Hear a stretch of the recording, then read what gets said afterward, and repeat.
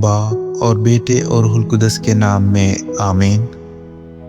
ہمارے لیے آج کی تلاوت یشوع بن سراخ کی کتاب، اس کا 48واں باب اور اس کی پہلی 4 آیات، پھر 9ویں آیت سے لے کر 11ویں آیت تک۔ تب الیاس مبعوث ہوا جو آتش کی مانند نبی تھا، اور جس کا کلام بھٹی کی طرح جلتا تھا۔ وہ ان پر قحط لایا اور اپنی غیرت سے اس نے ان کے گروہ کو کم کیا۔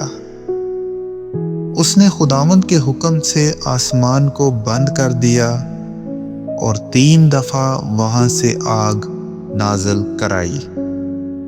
اے الیاس، تیرے معجزوں کے باعث تیرا جلال کیا ہی عظیم ہے، اور کس کا فخر تیرے فخر کی مانند ہے۔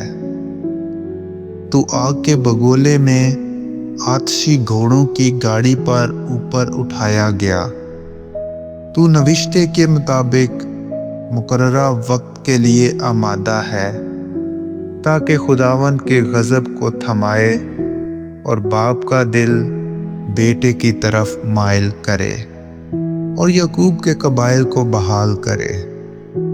مبارک ہے وہ جو تجھے دیکھ کر مرتا ہے۔